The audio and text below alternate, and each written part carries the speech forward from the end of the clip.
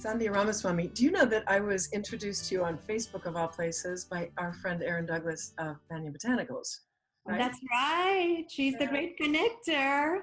She is a great connector, and I was so delighted to meet you because Yes. you have so much radiance pouring out of you, and we share a love for the food aspects of Ayurveda. Absolutely. Absolutely. And kudos on your book. Looks amazing. And like I was just saying, can't wait to try your fava bean soup recipe. Thank you. Absolutely. Food is one of the most important pillars of health in Ayurveda. And Thank you. I love cooking and feeding people and teaching people how to cook food. I know, and you look like somebody that we all want to learn from. You have such a beautiful way about you. So can you tell us how you got into Ayurveda? Absolutely. Ayurveda found me, or I reconnected with Ayurveda on my hospital bed, where I had a bad case of pneumonia after burning out in my very high stress finance job. So just to give you a background, I'm an MBA in finance, and I worked in the corporate world for 15 years. And the asthma, which I had since I was a baby, just kept getting progressively worse, and pneumonia. And I realized it was such a wake-up call, because I realized Western medicine, while I have the greatest respect for it, and it has saved my life a few times, can only treat the symptoms and never the root cause of the disease. So it's another inhaler, another steroid, another antibiotic. And so I decided to turn to the wisdom of my mother and my grandmother, and the wisdom of ancient India, and try to find a practitioner that I could work with on a holistic level. And that was life-changing on all levels. And so working with an Ayurveda practitioner shifted not just my physical health, but my health on all levels. So I wanted to study more about this great science. Enrolled in the California College of Ayurveda in 2008. And as they say, the rest is history. Yeah. I just fell passionately in love with this great science, and did my internship, my first internship in 2010, and was wowed by seeing the shifts that were taking place in my clients' health and well-being by them implementing the recommendations that I had given them. Just like the changes I had seen in my life when I worked with my Ayurveda practitioner. And the best part of Ayurveda is, it's empowering medicine. The Ayurveda practitioner talks the talk, but the client walks the walk. It's customized and it's empowering. And it was so clear to me that that was going to be my dharma from that point on. So I asked my boss to look for another controller, and I've been practicing Ayurveda ever since, and also teaching. I now am in my 8th year or 9th year of teaching for the California College of Ayurveda. I give workshops all around town and other places as well, including the Shivananda Ashram in the Bahamas, where I do an annual Ayurveda program. And I've come back full circle to my culinary roots, which started in my mother's kitchen when I was 10 years old. I did get my culinary degree in India, which actually brought me to this country, to Purdue University, to finish it up. But I will tell you, what I cook and what I teach people how to cook are rooted in the ancestral wisdom, as taught to me by my mother and my grandmother, who are both. My mother is still an amazing cook, and my grandmother was just an amazing cook.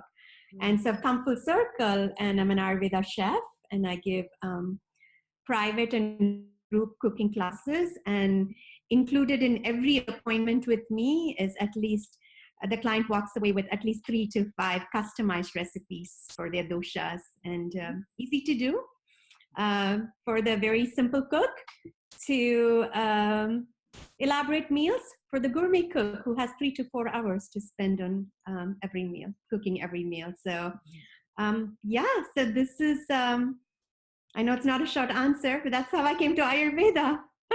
Just for people who may want to learn to cook with you, you're based in Southern California? Yes, I'm based in Orange County. I practice out of my home in Dana Point. I do give cooking classes in and around Orange County. And they can also find out more about my upcoming events on my website at alchemyayurveda.com. Oh, beautiful. You know what I love about what you're saying, both in terms of the cooking, you went to culinary school, and in terms of the Ayurveda, you go away and you go towards a more and more sophisticated expression and education. But Yes. you came back, as you said, full circle to your mother, your grandmother, the ancestral wisdom. Absolutely. I still am very fond of the mise en place, which I've been taught through culinary school. A place for everything and everything in its place, planning. Mm. That I bring in the soul of my mother's and my grandmother's cooking. So What does that mean to you? What is that soul? the soul is cooking, making every experience a sadhana, a sacred experience, a ritual, a beautiful ritual, a meditative experience.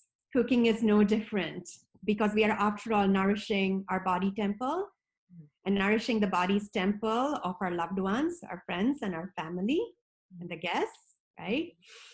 So from the moment you step into the kitchen, a prayer, more often to Lord Ganesha, so that the cooking will go without any obstacles. And treating every ingredient, whether it's a spice or a vegetable or a grain, with the reverence, because we take so much for granted. But I'm always in awe when I pick up organic basmati rice from the shelf at Trader Joe's. Mm-hmm. Growing up, it used to be a delicacy. We come from South India, and North India is grown in Dehradun, as like Vandana Shiva's farm has so many varieties of basmati rice. And my dad, when he used to travel to Dehradun, he used to bring us like some amazing basmati rice. And so here in Dana Point, I can go down to my store in 5 minutes and pick it off the shelf. So reverence for all the hands that touched in making these amazing ingredients available to us. And cooking with a meditative sadhana, in the sense that we are not, I still remember to this day, I came back home after a very long day in the corporate work, in one of my corporate jobs. I had all the 5 burners on high. Things were boiling turbulently. My mom was like, what is going on? I mean, I must have seen like a Tasmanian devil in the kitchen. And she said, you have to slow down. Never cook food over medium, because when the food boils turbulently, they get transferred as vrittis, turbulences in our mind. So I never forget that. So when in my cooking workshops, for instance, I always tell people, don't ever cook beyond medium. So it's more of a slow cook process, but it doesn't mean it has to be inefficient. I mean, we all have like pretty, the burners we all have are pretty strong. So it's like, it's a matter of few minutes. So planning is important, making it a sadhana. And sometimes you can even say a meal while you're making, you can even say a prayer while you're making your meals. Like much like when we do herbal formulas or ghee, we're reciting the Mahamrityunjaya mantra. And we are preparing everything for the divine. So I come from a culture where not a single meal is taken by us before it's offered to the divine at the altar. Yes. Yeah. So we're cooking for the divine, and so we say everything's going to turn out beautifully because we're offering it to the divine, and the divine blesses the food. So that's what I mean by sadhana, and that sadhana extends to how we eat. It's food that we've spent time and effort preparing it. So, what are some of your favorite things to teach or to share with others in terms of Ayurvedic meals? Okay, so I'm a big proponent of bringing people as much as possible a plant-based diet and vegetarian or even vegan, and one that is supremely well balanced in terms of taste, in terms of textures, in terms of all the macronutrients, and in terms of all the micronutrients that we need, so that we leave the table fully satiated, right? And Indian cuisine has evolved over so many years and generations because a good portion of us have been vegetarians for generations, right? So that's what I like to show people, how depending on the client and depending on the class and depending on the requirements, from anywhere from 30 minutes to an hour, you can put together a well-spiced, very well-balanced meal, which has a grain dish, which has a stew with lots of greens and vegetables, maybe a dry curry, maybe a chutney, maybe a raita. And I'm a true believer that your spice cabinet is the medicine cabinet. So we are using these medicines in a therapeutic manner. So they're not just adding flavor, but they're bringing along with them such great therapeutic benefits. So that's pretty much my favorite. Those are my favorite meals to cook, and they don't have to be Indian. In fact, I have a very detailed questionnaire on food and cuisines that people fill out before they come to see me. And some people say they don't like curry. Well, guess what? They don't get Indian recipes. That's an important thing, is that, you know, there's such a rich food culture that comes out of India. Yes. I think it's so fascinating and exciting to learn it. But at the same time, I think for a lot of Americans, we neither have the palate nor necessarily the tendency to want to cook that way. So what about that? I don't either. After my second day of khichdi, give me something else to eat. Or I'll say, you know what? I'm tired of cooking Indian. I'm making Mexican today, or Italian. I totally get it. Yes. Okay.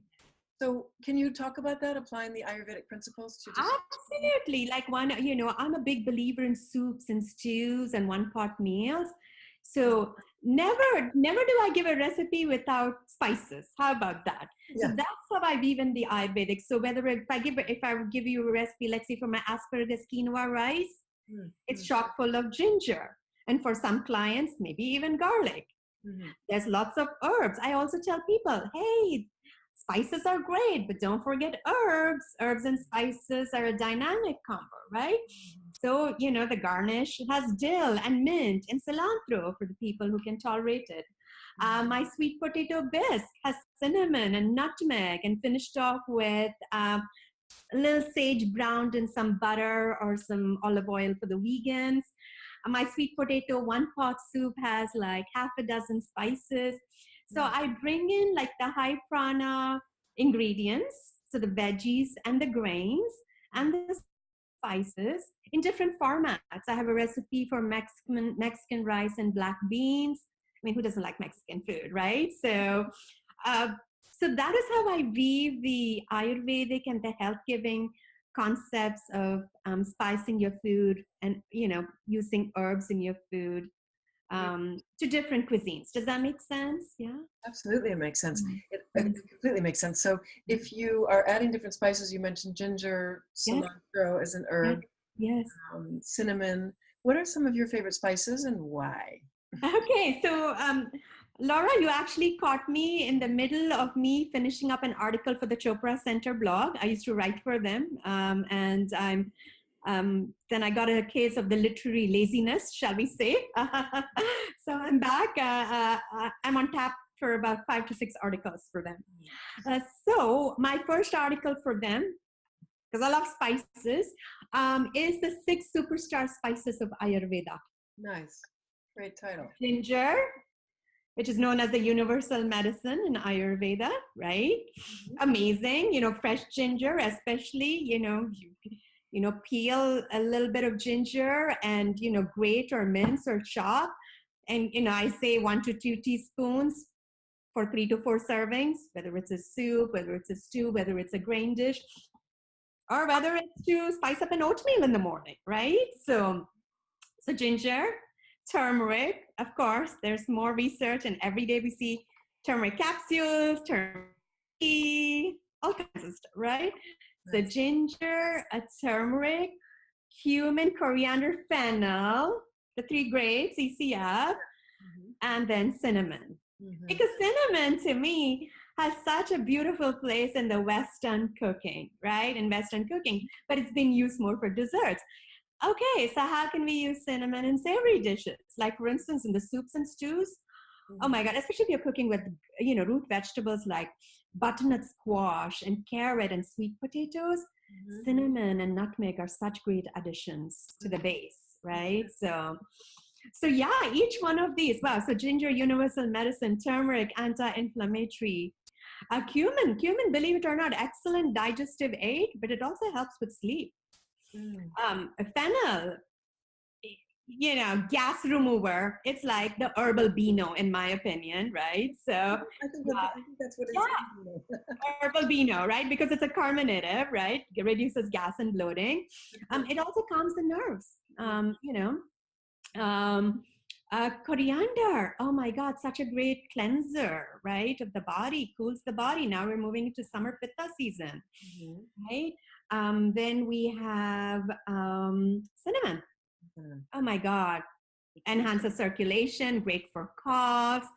And I think there's some research coming out which says it can help with diabetes, perhaps. So yeah, I mean, and not to mention that all of these spices, I was reading a book or a study somewhere that spices have some of the highest antioxidant levels known to us. So they are potent antioxidants, anti-cancer fighting agents. Yeah. Yes. Many years ago when I was putting together my Ayurveda talk for Ojas, for building immunity, it was actually, I believe the Vaidyas, the Maharishi Ayurveda, they came up with an immunity spice mix, which had all of these spices. Plus, I believe it had black pepper as well. And basically, they were saying the best way to not get cancer, what's the best way not to get cancer is to prevent it. And you can start preventing by addition of spices in your food. So what you're speaking of, so when I think of ojas, I sort of think of ghee or a bucket of, something. And yet what you're talking about is increasing your agni, increasing your fire. Yes, because I always tell people, healthy agni equals healthy ojas. Because whatever we're putting down our digestive tract, whether it's an apple or whether it's that yummy khichdi, we need to have the digestive fire to digest it beautifully so that all of the nutrients build our dhatus and vital tissues. And then what's left over goes to build ojas. But if our digestion is compromised, right, and that's why in Ayurveda, it is not so much, well, it is what you eat, but it's also how you digest. So that the agni is, so if your agni is not optimized, we create ama. And ama compromises ojas, right? So yeah, so I truly believe building ojas begins with having a great agni. Having a great agni. It's a little bit like ghee, right? It passes through the 7 fires to get to Exactly. To get to the elixir that it is. Right. Yeah. Yes. Beautiful. Well, given that it is summer, or it's the beginning of summer, do you have any tips for us to stay cool? Yeah, actually, and maybe I can send you the link that you can put on your website. It's also on my website, but this would be a perfect time. I wrote an article for the Chopra Center blog, which was basically the summer cookbook. Yes, it has a watermelon mint feta salad. It has a lovely cooling cilantro chutney recipe, and all the fruits and the grains and the veggies one should favor the pitta in the summer. So, but yeah, eating what's in season. Nature knows best. And so somebody was asking me, what are your favorite summer fruits? I'm like, what's appearing in my farmer's market? Stone fruits, juicy peaches, pears, melons, right? Cooling foods. My top 3 cooling foods: cucumber, cilantro, coconut. I tell people include it in every meal in summer, right? So more of the cooling grains, like more of the basmati rice, the quinoa, lots of leafy greens. Leafy greens are bitter and cooling as well. And using mild spices. So like the fennel and the coriander would be amazing spices to use in summer, and herbs such as mint and dill would be perfect as well. Beautiful. Great. Yes. What about mixing watermelon and feta? What about mixing fruit and... So I've actually been asked that, right? So again, we say, so first of all, what we understand is, depending on your, again, it depends, right? This is the beautiful thing about Ayurveda. It depends. How is your state of agni? Because we realize that, and we see this in our practice, that food combining, especially there are some blatant, food combining that we see out there, like, like milk and yogurt, or milk with fruits, or yogurt with fruits, that are an absolute no-no, right? Which are, incompatible, and also it's because they tax the Agni, which is why they can cause digestive issues. My question is always, comes back to, how is your Agni? And so what I find is food combining, the amount of digestive distress caused by food combining is very minimal. So if something, and I always tell people, how does it work out for you? So, adding a little bit of, and again, this was, I think I give credit for it in the article. This was inspired by restaurant meal we had, like a farm to table, and it's just, the combination was just so beautiful and beautifully presented. So, and everything in moderation, right? So yes, so we don't want to get crazy, because in general, yes, fruits are ideally to be had just on their own, right? So, but this is where the addition of the mint and the lemon juice can help with the digestion of the salad, for instance. Right. So it all comes down. So if somebody has already experienced gas and bloating, then we may say, okay, you know what? Let's not make the salad for you. Yeah. So I love hearing what you're saying about it. It depends. I have a very good friend who he started Videogram. Were we talking about Videogram? The Ayurvedic healing? Yes, I've heard amazing things about that place. So Dr. Ramkumar, whenever you ask him a question, he does a satsang every day at Videogram, which is a traditional healing village in South India. Okay. Almost 3 or 4 times in every satsang, somebody asks a question, and he starts by saying, it depends. It depends. So we started calling Ayurveda the science of it depends. Absolutely. My mentor, Dr. Halpin, has a great quote, and I'm going to paraphrase him. Nothing is good for everyone, and something is good for someone. Yeah, beautiful. Isn't that true? Yeah. So that's right. Again, I'm just, as you can tell, and I know you are too, I can see it. I just love this great science, and I'm still learning so much more. And I'm sure I'll be learning not just in this lifetime, but many more lifetimes to come. The knowledge is so ancient and so vast and so deep and beautiful. I want to see if we can bring it home for people. So there's a lot to learn. Like you just said, I think we could be spending our life learning the Vedic sciences, and it's so fascinating. But what about somebody who's at home, who's maybe just learning, rather than having to get the encyclopedias of how to eat for themselves? What would you recommend? Because, for instance, if the Agni is strong, if somebody's eating healthy, my experience is that your body will tell you if that's going to be a good food combo. But your body will tell you, your mind will tell you, your spirit will tell you. Absolutely. And Laura, I am so practical about the way I practice Ayurveda too, because honestly, that's the only way it worked for me.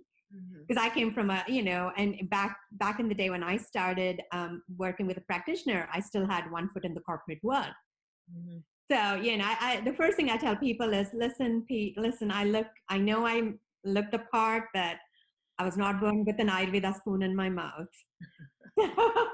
And I always tell people, how is it working out for you? I was asked in an interview, what do you think of coffee? And and the interview asked me, I drink 1 cup of coffee with coconut oil and cinnamon. And I'm like, how is it working out for you?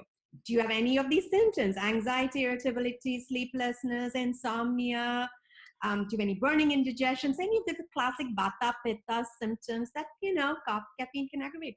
He said, no. I'm like, it seems to be working out for you so far.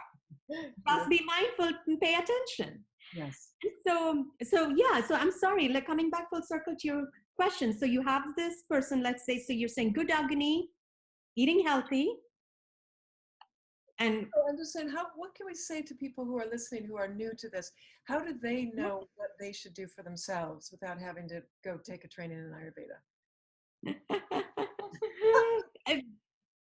Mindfulness. Ayurveda, and end of the day, is living mindfully. Yeah, that's so true. See how you feel on the days when you had that bowl of grounding oatmeal versus the days when you ran out of the door and had that little breakfast bar on the go to work. Yeah. How do you feel? Not just on a physical level, but on an emotional, psycho-spiritual level as well. And I always tell people, get back to basics. Eat what's local, eat what's in season, and mostly plant-based. High prana. Prana is one of my favorite words, right? In Sanskrit and in Ayurveda and yoga, right? Prana, life force energy is everything. You eat foods with high life force energy, you're going to be vibrant. Yes, yes. And health is going to radiate out of every pore, right? So minimal processed, so just common sense eating, basically. Organic, pesticide free, because we know pesticides are just huge hormone disruptors, and and our bodies don't recognize them, honestly. So just good clean eating, and mostly plant-based, and everything in moderation. It should be a joyful journey. Food gives us joy. It's so beautiful. Thank you for saying that. I love that, because really paying attention, that's it, is all of our growth. I'm experiencing. Yes, and not feeling guilty. Again, I tell people we're not sages meditating in the Himalayas 24/7. Nice. We are living real lives. And if you pray, if you're mindful, if you practice Ayurveda, all of these recommend, if you're more mindful 80 to or 75 to 80% of the time, that's all that matters.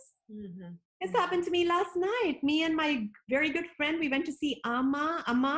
It was amazing, and it was a very long day, and we went to this spectacular vegan restaurant for dinner. But both of us, we saw them, and everything was vegan and amazing. It's the Seabirds Cafe in Long Beach, by the way. But we both saw the waitress taking this warm chocolate cake to another table, and we're like, yeah, I think we should order that. It was amazing. So, and we enjoyed it. It doesn't happen every day, right? Yeah, warm with some cinnamon, I'm sure it's fine. Oh my God, yes. And it did have some coconut ice cream, must admit that. So. Well, that's good to hear. You are somebody with such high prana. I can't imagine you were once sick, and so sick with pneumonia. I'm glad you recovered. Oh yeah, because I was committing so much prajna parada back in the day, failure of intellect. I was your typical corporate person, Laura. I still remember, I would come back after long days, pop an Amy's frozen entree in the microwave, thinking, oh my God, it's Amy's frozen entree. It's vegetarian, it's vegan. And I would sit in front of the TV, watch Law and Order while I mindlessly ate my dinner. True. I have seen every episode, I think, of that old, the old original Law and Order. Yeah. So I was so disconnected with my mind, body, and spirit back then. Yeah. So, right? And it took the universe like, okay, you're not paying attention. Boom, pneumonia, serious hospitalization. Like, oh, okay, I get the message. Wow, that was a wake-up call. Well, again, I'm really grateful that you got that you're woke now, because you are such a great gift, and I hope one day to come and take a class with you. It'd be fun. Same here. I can't wait to see me, do your recipes, and maybe we can give a cooking class together. I would love that. We can practice kitchen sadhana together. Yes, would love that. Would love that, Laura. I'm really grateful for you. I will include the links below so that people can find you. Thank you so much. Articles. Yes, yes, absolutely. Thank you so much for this opportunity. Thank you. I really love spreading the gospel of Ayurveda, and you're doing such an amazing job with this format and interviews. So thank you. I really am humbled to have been invited, because I know you bring on the Ayurveda great. So thank you for including me in your like forums. Thank you for your high prana and your beautiful light and all the loving, expression that comes through your teachings. Really, thank you. Thank you so much, Laura. Yeah, thank you. Blessings. Thank Namaste. You.